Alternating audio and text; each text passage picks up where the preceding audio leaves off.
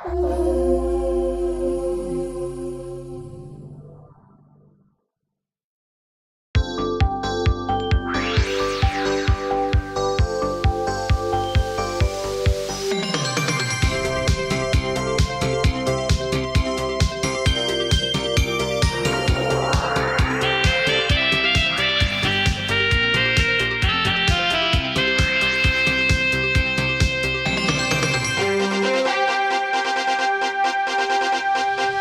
there, wake up. It's Means Morning News. Just after 11 a.m. on the East Coast, I'm the newsman, Sam Sachs, and it's the Damn Friday Show. And I don't know about you, but my weekend starts in about 15 to 20 minutes. And I've already eaten my gummies, so we need to wrap this up.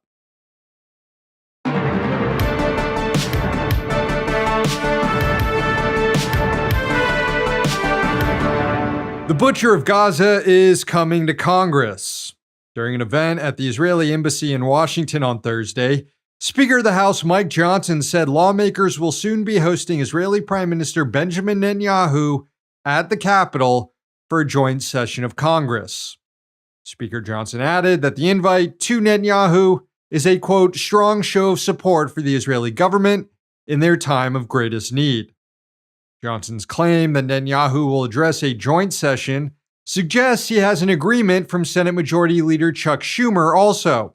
It was reported earlier this week that Schumer was in talks with Johnson about inviting Netanyahu, and that Johnson had delivered an ultimatum to the Majority Leader to sign on to the invite, or else Netanyahu will only address the House, not a joint session with the Senate. On Tuesday, Schumer appeared open to the idea of a Netanyahu address to Congress, despite prior criticisms he's made of the prime minister. Schumer said, quote, I'm discussing that now with the Speaker of the House, and as I've always said, our relationship with Israel is ironclad and transcends any one prime minister or president. It also apparently transcends Israel doing a dang genocide. Now, the last time Netanyahu delivered a joint address to Congress was in 2015, when he was invited by Republicans as part of an effort to influence the upcoming presidential election by attacking President Obama's Iranian nuclear deal.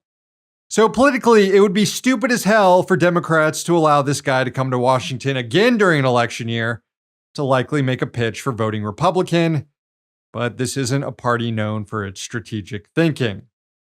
Individual members do think it's a bad idea, though. Senator Bernie Sanders said Schumer should not invite Netanyahu and that he'd boycott the speech.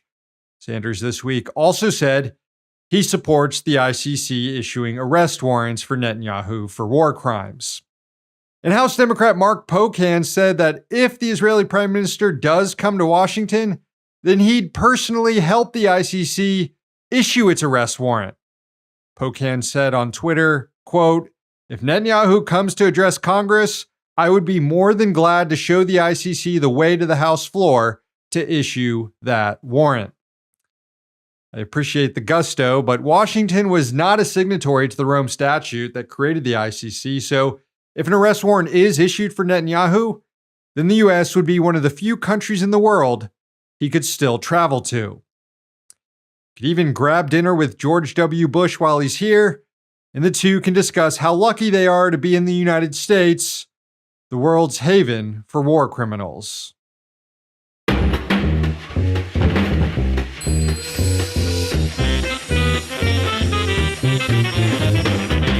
The conservative Supreme Court just told Republican state legislatures that it's totally legal now to racially divide up populations in order to create more favorable electoral maps.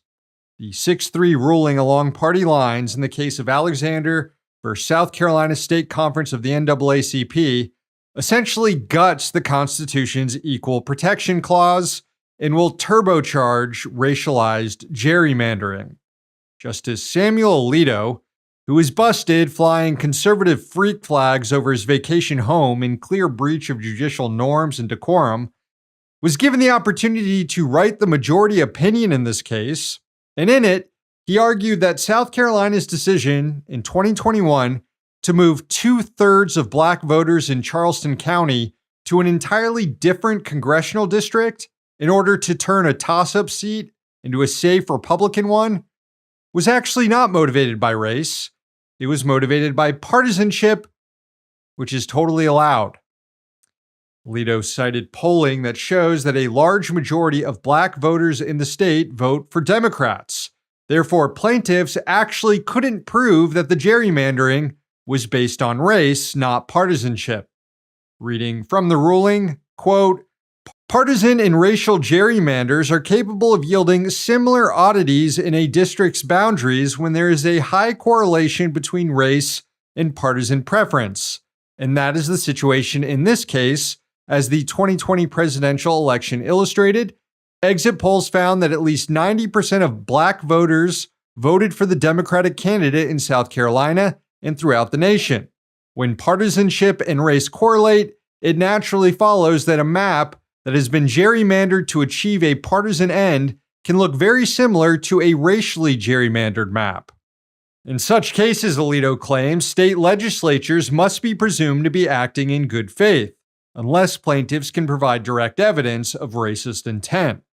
Alito then raises the bar extraordinarily high for future challenges to racialized gerrymandering by claiming plaintiffs must submit an alternate map proving that the legislature could have achieved its same partisan goals without relocating black voters to a different district.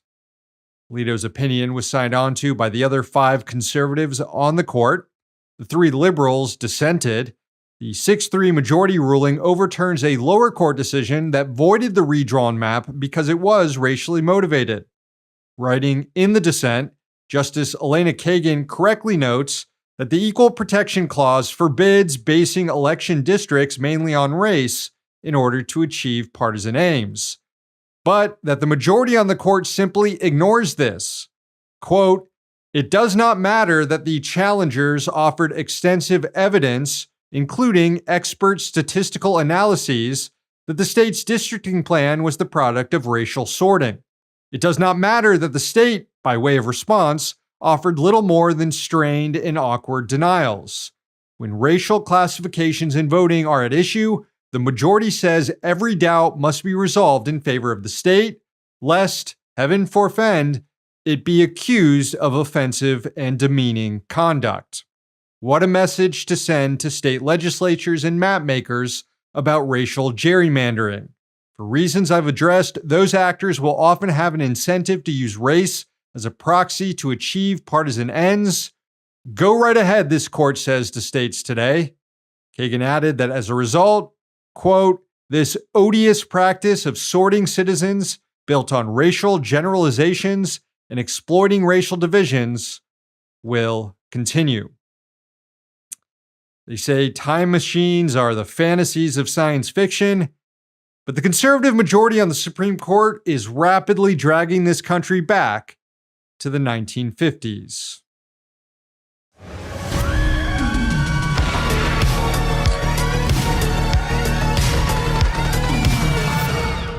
A coalition of lawmakers in the House are pushing a radical transparency bill that would require the Pentagon to divulge everything it knows about UFOs, or UAPs as the government now refers to them. The UAP Transparency Act mandates that the President of the United States direct the Department of Defense and all federal agencies to declassify all records related to unidentified anomalous phenomena. The legislation was sponsored by Republican Congressman Tim Burchett, who said in a statement, quote, this bill isn't all about finding little green men or flying saucers. It's about forcing the Pentagon and federal agencies to be transparent with the American people. I'm sick of hearing bureaucrats telling me these things don't exist while we've spent millions of taxpayer dollars on studying them for decades. Congressman also noted how the Pentagon has never passed an audit. This would mark the only time on Capitol Hill when the specter of UFOs is actually being used to critically examine spending at the Defense Department. Typically, UFOs are talked about as a threat that requires more funding for the Pentagon.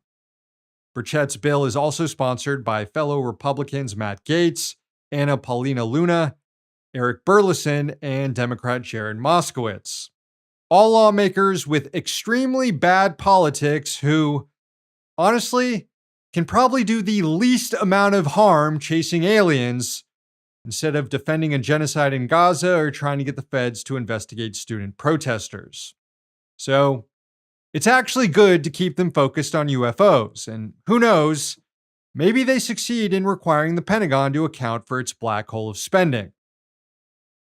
Probably not, but again, let's just let those cranks chase UFOs all day. It's in everyone's best interest here.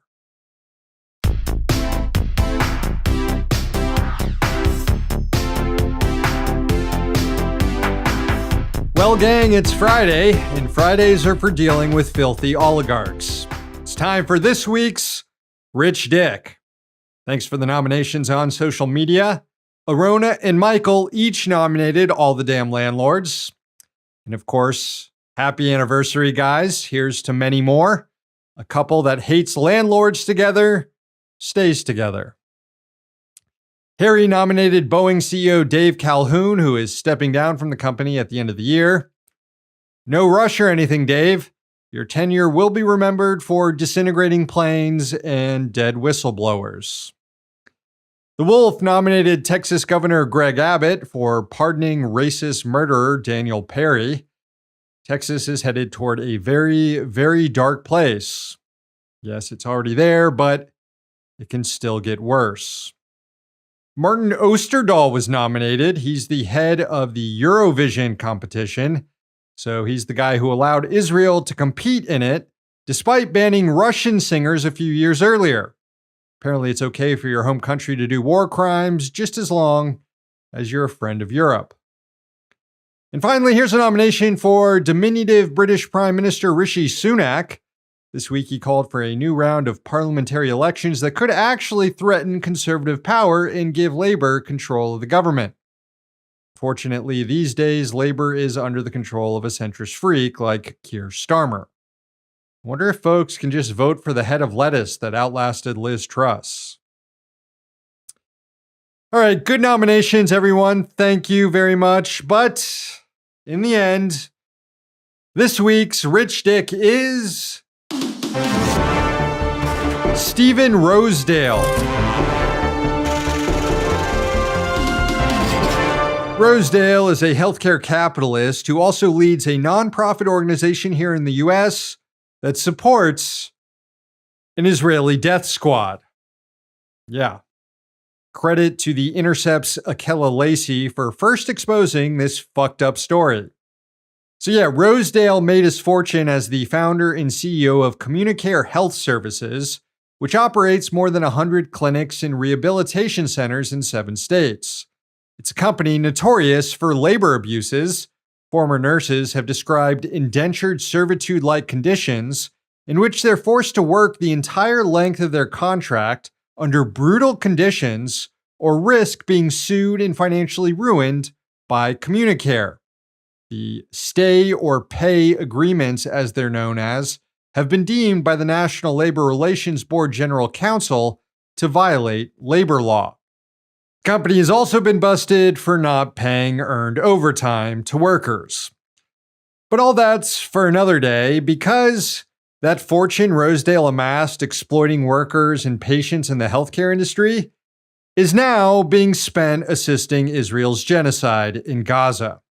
Turns out that the infamous Netzah Yehuda Battalion within the Israeli Defense Forces operates a group in the U.S. called Friends of Nahal Haredi that solicits donations for, quote, material and spiritual support for Haredi IDF soldiers. And Rosedale leads the group. Nahal Haredi is the former name of the Netzah Yehuda Battalion, which was created by the Israeli Defense Forces in 1999 with special religious accommodations for Haredi soldiers, like prohibiting women and non-Jews from joining. It's since gone on to be infamous for committing crimes against humanity. That includes harassing a 78-year-old Palestinian American, Omar Assad, at a checkpoint in 2022, kidnapping him and leaving him for dead after he had a heart attack from all the induced stress. The group has also been involved in a crime spree across the West Bank, where it primarily operates, including murders, torture, assaults, and arbitrary detentions. The Netza Yehuda is so infamous that it caught the attention of State Department bureaucrats who recommended that the battalion be sanctioned and prohibited from receiving U.S. weapons in order to comply with the Leahy Law. That was according to ProPublica.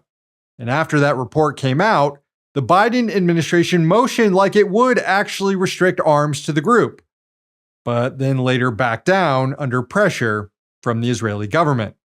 So I guess Rosedale can keep raising money for these monsters and still somehow be accepted in polite company. Rosedale also lends material support to the larger apartheid and genocide regime as a major supporter of Israel's effort to influence U.S. politics. As The Intercept reported, he's given a total of $33,500 to AIPAC and its political action committees this cycle, including $10,500 to AIPAC's regular PAC and $25,000 to its super PAC, United Democracy Project, which is financing challenges to progressive Democrats who don't sufficiently align with Israeli interests. AIPAC is planning to spend tens of millions of dollars to unseat Reps Jamal Bowman and Cori Bush. And Rosedale has also contributed to individual campaigns of AIPAC-backed candidates. He spent over $500,000 influencing U.S. politics since 2009, according to The Intercept. Which, by my count, means he has too much goddamn money. You know, we've covered a lot of oligarchs engaged in some pretty nasty business in this segment over the years, but this is a first. Stephen Rosedale couldn't just spend his fortune buying yachts or something. He had to also help finance a foreign death squad, which is why he's this week's Rich Dick.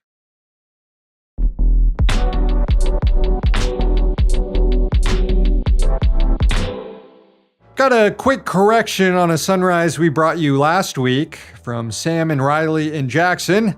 I had incorrectly said it was from Jackson, Mississippi. It was actually from Jackson, Michigan. We regret the error. Please keep those sunnies coming. All right, friends, the show ends this week with a sunrise from New Hampshire. It was sent in by Andrew on Mount High. It's a good one. Enjoy.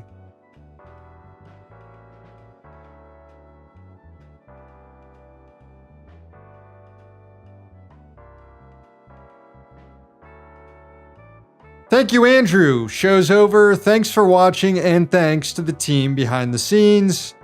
Please sign up for Means TV, subscribe to our YouTube and podcast channels, and follow us on social media. One day, capitalism will fall. I promise it will one day. But until then, we're going to be right here. See you next week.